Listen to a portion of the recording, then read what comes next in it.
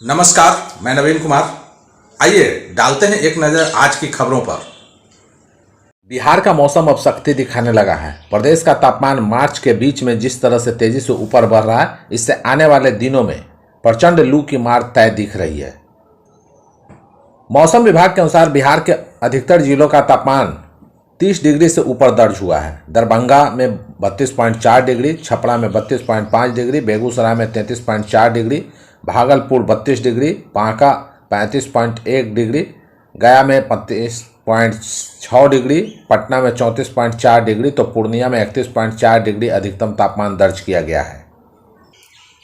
मार्च के मध्य में ही गर्मी के तेवर जिस तरह से चढ़े हुए दिख रहे हैं, उससे अनुमान लगाया जा रहा है कि आने वाले दिनों में प्रचंड लू की मार पड़ सकती है। अधिकतम तापमान में अब और बढ़ोतरी संभव है।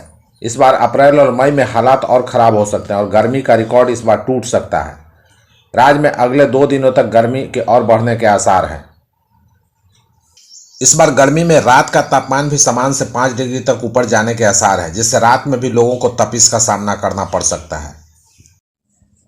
केंद्रीय गृह राज्य मंत्री नित्यानंद राय नेता प्रतिपक्ष तेजस्वी यादव के हालिया बयान पर पलटवार किया है। उन्होंने तेजस्वी यादव को उनकी सरकार के कार्यकाल के काले कारनामों को याद दिलाते हुए उन्हें खुली चुनौती दी है।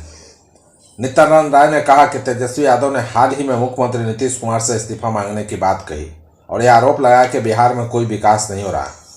मैं उनसे पूछता हूं कि जब उनके माता पिता मुख्यमंत्री थे तब बिहार का क्या हाल था। तेजस्वी यादव को यह बताना चाहिए कि उस समय बिहार में क्या हो रहा था। क्या वह भूल गए कि उनके शासन काल में बिहार में गुंडा राज, अपहरण, डकैती और महिलाओं के खिलाफ अपराधों का शिकार हुआ था। नित्यानंद राय ने राजद के 15 वर्षों के शासन को जंगल राज करार देते हुए कहा कि उनके शासन में अपराधियों को संरक्षण मिलता था। महिलाओं, व्यापारियों, किसानों, डॉक्टरों और छोटे दुकानदारों तक का अपहरण किया जाता था। उन्होंने तेजस्वी यादव को खुली चुनौती देते हुए कहा, अगर आपको राजद के शासन काल पर कोई गर्व है तो आप यह चुनौती स्वीकार करें।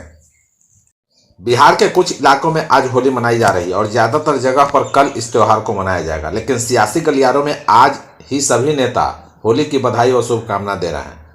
सीएम नीतीश कुमार समेत लगभग सभी दिग्गज नेताओं ने होली की शुभकामना राज्यवासियों को दी, लेकिन राष्ट्रीय जनता दल के सुप्रीमो लालू प्रसाद ने होली की शुभकामना के साथ एनडीए सरकार पर हमला भी बोला है। लालू प्रसाद ने सोशल मीडिया पर एक तस्वीर शेयर की। इसमें गरीबी, भ्रष्टाचार, बेरोजगारी, अपराध, महंगाई और अस्थिर सरकार लिखा था। इस तस्वीर के साथ लालू प्रसाद ने लिखा कि बिहार इस होलिका दहन पर हर बुराई के अंत का ले रहा है प्रण। अब उनका यह पोस्ट सोशल मीडिया पर खूब वायरल हो रहा है। इधर मुख्यमंत्री नीतीश कुमार ने राज्यवासियों को होली की शुभकामनाएं देते हुए लिखा कि रंगों के त्यौहार होली की बधाई और शुभकामना। होली सामाजिक समरसता का प्रतीक है। होली का यह पवित्र त्यौहार राज्यवासियों के जीवन में खुशियों के नए रंग लेकर आए। यह पवित्र त्यौहार बुराई पर अच्छाई की जीत का भी प्रतीक है। होली का त्यौहार प्रेम, भाईचारे और सद्भाव के साथ मनाएं। वहीं तेजस्वी यादव ने लिखा कि आपके जीवन में रंग भरने का वर्ष है। चुनाव बाद जब आपको बिहार में नौकरी रोजगार मिलेगा, काम के लिए प्लान नहीं करना पड़ेगा। उन्होंने आगे लिखा कि 20 वर्षों की सरकार के विदाई के बाद ही आपके जीवन में खुशहाली के रंग आएंगे।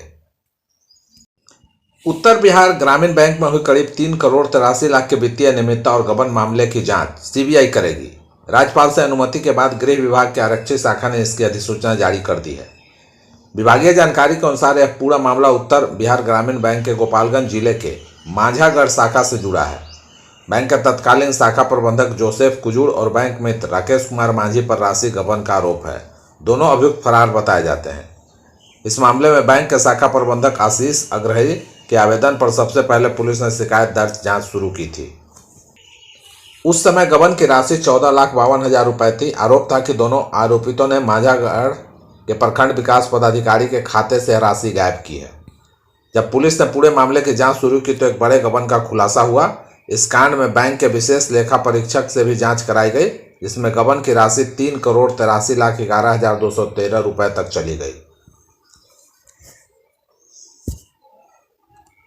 बिहार के राजनीति में केंद्रीय गृह मंत्री अमित शाह की बढ़ती रुचि से कई सवाल उठ रहे हैं। अमित शाह ने महाराष्ट्र में महायुति की सरकार बनने के बाद दिसंबर 2024 में कहा था कि अगला सीएम कौन होगा, इसका फैसला संसदीय बोर्ड करेगा। अब उन्होंने कहा कि चुनाव करीब आते हुए बिहार में डेरा डालेंगे पहली बार शाह के बयान पर बिहार की राजनीति में बखेरा खड़ा हो गया था। इस बार उनके बयान को लेकर कोई फुसफुसाहट नहीं दिख रही। बिहार में एनडीए के प्रमुख घटक जेडीयू के नेता भी समझ नहीं पा रहे हैं कि भाजपा के मन में क्या चल रहा है। भाजपा के नेता अमित शाह के डेरा डालने की घोषणा से काफ़ी उत्साहित है, तो जेडीयू में मौन सहमति की खामोशी है। अमित शाह ने बिहार में डेरा डालने के बाद भी ऐसे मौके पर कही जहां जेडीयू के राष्ट्रीय कार्यकारी अध्यक्ष संजय कुमार झा भी मौजूद थे। गुजरात में शाश्वत मिथिला समारोह में पहुंचे अमित शाह ने कहा कि वह बिहार में डेरा डालेंगे। इतना ही नहीं, उन्होंने यह भी कहा कि अयोध्या में राम मंदिर बन गया, अब मिथिला में माता सीता का मंदिर भी बनेगा। 3 महीने के अंदर अमित शाह का बिहार के संदर्भ में दूसरा बयान है। पहली बार उन्होंने एनडीए के सीएम फेस को लेकर जब बयान दिया तो इसे लेकर जेडीयू के लोगों में नाराजगी दिखी थी। सीएम नीतीश कुमार की उस बयान के बाद चुप्पी से भी सस्पेंस बढ़ा। कयास लगने लगे थे कि इससे खफा नीतीश कुमार महागठबंधन का रुख कर सकते हैं, पर नीतीश ने तकरीबन पखवाड़े भर के बाद चुप्पी तोड़ी और कहा कि वे अब आरजेडी के साथ जाने की गलती दोबारा नहीं करेंगे। पीके ही नहीं, अब केके भी बढ़ा रहे तेजस्वी की चिंता। बिहार में शुरू हुआ सियासी खेल। तेजस्वी यादव की चिंता अभी तक जनसुराज पार्टी के सूत्रधार पीके बढ़ाए हुए थे, लेकिन अब केके, कृष्णा अल्लावरू और कन्हैया कुमार भी छकाने लगे हैं। पीके के जुगत तो सीधे राजद के वोट बैंक में सेंध लगाने की है, जबकि केके संभावना वाली उन सीटों को झटकना चाह रहे हैं जिनमें कांग्रेस को राजद अभी तक वंचित रखे हुए है। ऐसी लगभग 4 दर्जन सीटें जिन पर राजद की संभावना कांग्रेस से गठजोड़ के बाद और मजबूत हो जाती है। इस मजबूती में कांग्रेस अपने जनाधार की छवि देख रही है, जो उसे उन सीटों पर दावे। आरा में स्वामी सहजानंद सरस्वती के जयंती समारोह में वे स्पष्ट कह चुके हैं कि कांग्रेस विधानसभा का चुनाव ए टीम की तरह लड़ेगी, वह राजद की बी टीम नहीं। उनके इस बयान से पहले ही पटना में कन्हैया की प्रशंसा में पोस्टर लग चुके हैं। चर्चा है कि विधानसभा चुनाव में कन्हैया कांग्रेस के प्रमुख चेहरों में होंगे। रंग बिरंगे खिलखिलाते चेहरे एक दूसरे को रंग लगाकर होली की बधाइयां दे रहे हैं। पूरे देश में होली का त्यौहार पूरी धूमधाम से मनाया जा रहा है।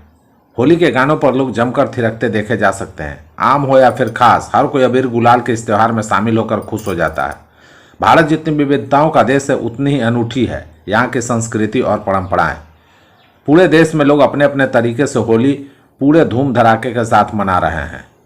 उत्तर प्रदेश के मुख्यमंत्री योगी आदित्यनाथ ने होली के अवसर पर राज्य के लोगों को शुभकामनाएं दी और इस त्यौहार को एकता का संदेश वाहक बताया।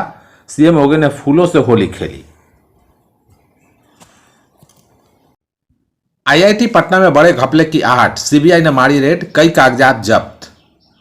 बिहार की राजधानी पटना स्थित आईआईटी में सीबीआई की टीम ने छापेमारी की।